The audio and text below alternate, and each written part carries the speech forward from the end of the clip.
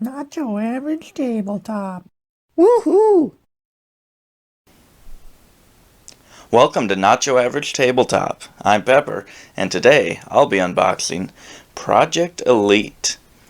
This is a Cool Mini or Not game, and also an Artipia Games game. A game by Konstantinos Kokinis and Sotirios Santillas. Nailed it.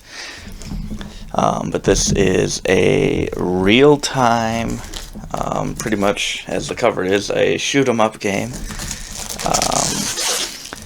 Very, very combat-driven game, which is not what I expected when I first heard of this, which was in Tom Vassel's top 10 games of all time a couple years back. I believe this dethroned Gloomhaven for his #1 spot, and just based on the cover at that time, I wasn't really interested in the game. I really wasn't into a lot of combat, dungeon crawler looking type games at that time. I've gotten a little more into that now, and I had misjudged this game because I would have never guessed that this was a real-time game. Here's a little peek of what's in the box. Let's open it up. Yeah, it's the artwork. I mean, I'm not a big fan of the nasty alien body horror artwork type of thing. So I think I was a little turned off on the game at the start, just based on the cover, but as they say, don't judge a board game by its cover. Here's the rule book. Looks like there are quite a few pictures and examples in here, and some artwork as well. But overall, this looks to be a 27-page rule book, and it looks like the last couple pages are pretty much all credits and artwork. Got a rules summary, which I always like when they can summarize the rules either on a player sheet or the back of the book. We have some cardboard wrapped up in plastic. What do we have here? Ooh, it looks to tell you how to store the game, which I always like when it has it printed on the side of the box, or at least a paper to tell you how to sort the game. Most efficient way. Here we go. Set that aside. Here are some cardboard pop-outs, which these are the different characters you'll have in the game, I assume. Okay, let's see. Oh, that's one big piece. I thought these were two pieces here, but this is one piece. Popped out decently easy. It's decently thick cardboard, pretty average, I would say. You have little slots here for marking, I'm guessing, maybe how powerful you are. I forget all the little details of the game, but I believe it's something like that. And this looks to be a special ability, which you can have. I wonder if they are different. They look to be different for each character, so I always love any source of variability you can have, especially in some combat driven games. Look to be different tokens for possible wounds or hits that you may take. But yeah, on to the next sheet, which has more characters, some more tokens, exploration tokens. These, I wonder if these will restrict movement. They look like little traps that you can set. But yeah, all these look like little heartbeat tokens here. Some slime tokens. I'm guessing those will come into play with different abilities from either your weapons or the aliens themselves. Demolition. So I think these are objectives that will go out onto the board that you will have to go and roll your dice and fill in these spots. Have some search tokens. So let's take a peek. That is just another search token on the back. But yeah, quite a bit of cardboard, but not an overwhelming amount. On to the main board here, which it looks like, at least, I guess you can kind of see one little square is maybe 2.5 hand widths wide. The board looks to be 6 of those little sections. Which, just looking at this right now, this looks like a really cool board. Kind of have, let me bring the camera up here a little bit. Don't mind the noise of me adjusting this. Oh boy. So this board looks to be a crashed spaceship that you'll be searching and looting. But yeah, I really like the artwork in this. It really feels like the world that it is. Got some grass and dirt trails here, some fiery wreck of a spaceship. This is a really cool board. And I believe that these arrows determine the monster movement, because I think you're going to be chucking your dice in real time, and if you roll a monster symbol, you will have to move a monster, and these determine if they're in this square, he will either go, again, in this case, in this arrow, or this arrow, one of those directions. But yeah, this is a pretty big board. Yeah, it looks like we have monster spawn points over there. But yeah, let's take a look at the flip side of this board. It looks to be some sort of base that you will be trying to defend from the monsters coming from the forest. Another really cool board. I like boards that are double-sided but aren't just slightly different for player count. That's really cool to have that variability. And next we have what looks to be telling you kind of how to organize and how to stack it looks like there's 2 trays. I don't know how hard that is to figure out how to stack. I don't know exactly. Okay, maybe it is hard because I don't even know how to get this out of the box here. Ooh.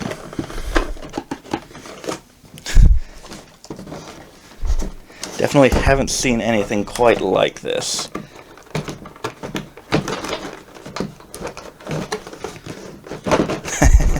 Having a hard time getting this open. I believe I'm supposed to lift this up. Gonna do the old SpongeBob 5 hours later. Don't mind that huge gash on my arm. That's from my dog. We were trying to cut his nails, and he didn't quite like me holding him. Okay, so let's move this out of the way. These look to be, I believe, miniatures in here.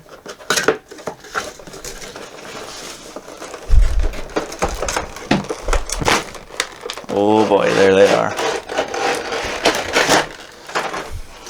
Not sure if this is supposed to go back in the box. I don't think I'm going to put it back in the box, because that was a pain. But this is really cool that they put it in here.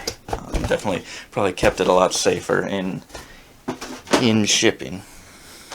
To start off, the most exciting part, I'm sure, is these player color bases to tell your miniatures apart. Always good when they have that and you don't actually have to look at the little details on the model to tell them apart. Let's see. And this, I believe, yes, this is a little timer. Let's see. yes, a little timer, because this is a real-time game. I think you're going to be going in different like segments of like maybe 2 minutes, I think it is. Just rolling your dice and trying to kill as many monsters, complete as many objectives as you can. Let's open this, get some cards. Probably should start the timer, see how long it takes me to open these cards. Ooh, record time. These look like Swarm Spawn cards. Definitely seen those in a lot of games. Alien tech cards, which is really cool. Ooh, power armor. Crusher weapon. Ooh, ew. Nasty little bugs, these look like. But yeah, these look like to give you a lot of different abilities or unique weapons to use throughout the game. Which I really like that idea, that you're killing these aliens and kind of taking their equipment to use as your own. Yeah, these look to be different aliens. Ooh, that's a fast one.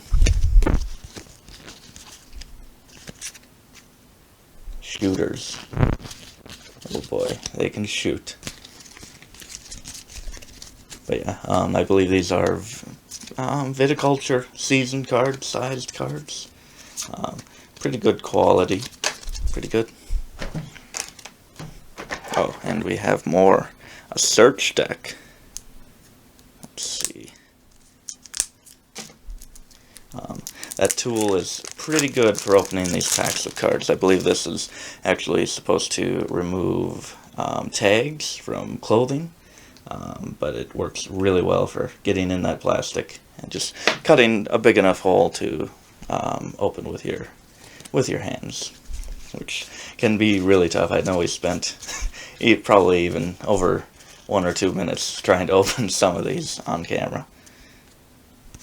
Yeah, these look to be a lot of different weapons that you can get throughout the game. These all look to be unique artwork, maybe? Those are not unique, but a lot of different artwork, at least. Yeah, a lot of variability, it looks like. Oh, and I thought the player bases were the most exciting. Here is the most exciting bit. Cubes. And we have more cards. I'm sure this is, you just really want to see the cards. You don't care about what else is behind them. Of course, now that I hyped up that tool, I'm having a hard time with this. There we go.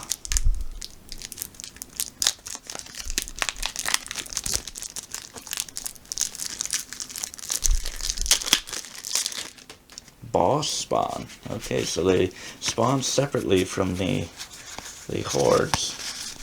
Let's see some of these bosses. All clear. I doubt it. Oh, wow. Thrakes. That's how I pronounce it. Okay, that's interesting artwork. But yeah, a lot of this kind of body horror, nasty artwork, which I'm not a big fan of, but as long as it's something that I get to blow to pieces, then I'm fine with it. But yeah, got some all clear cards, so luckily it looks like we aren't going to be facing one of those each round. Got some event cards. Looks like a bunch of event cards, some reference cards. What kind of events will we be having here? No effect. Little smiley face, that's cute. But yeah, it looks like you're going to have to be filling in some of these spots or completing certain things here. Whatever events were to come out. Sudden attack. Yeah, cool. To some dice. These are green dice, basic D6, except it's printed on. It's not actual pips on the dice. But yeah, these are good quality dice. Quite a few dice. I believe you only get a few though per player, maybe 4. these might be special dice that you get throughout the game, maybe when you get those special alien technologies. But yeah, these have lots of unique symbols on them. Maybe you roll these as well as those. Yeah, I think these are the player dice, and those are maybe when you are rolling to fire your gun and trying to hit a certain number. But yeah, you got move a monster, a shooting, maybe complete an objective, move yourself. Not sure exactly what that is. Point at a rainbow, take in the scenery. Yeah, I really like those dice. I love unique symbols on dice. Oh boy, and here are your heroes.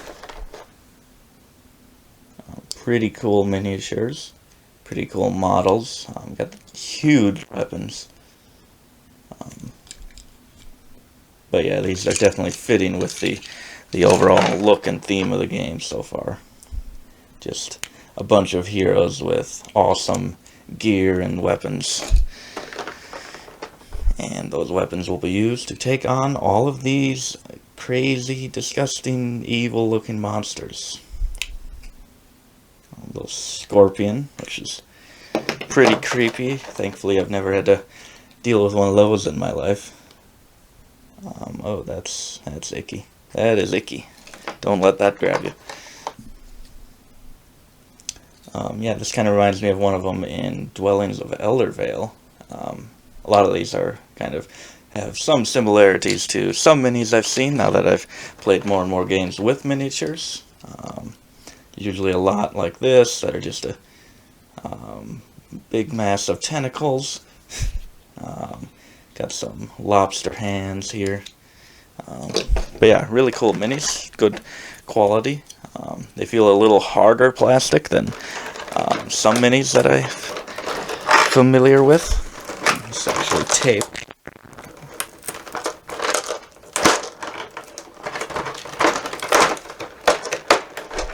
Let's get this.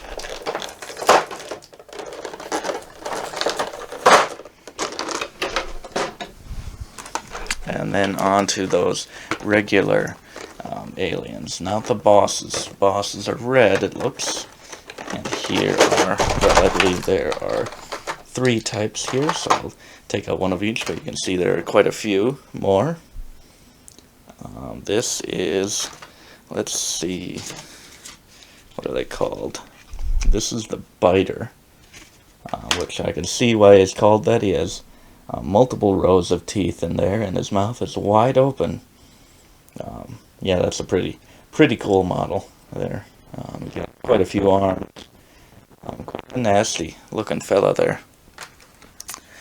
Next up, we've got the runner, which looks just like the artwork.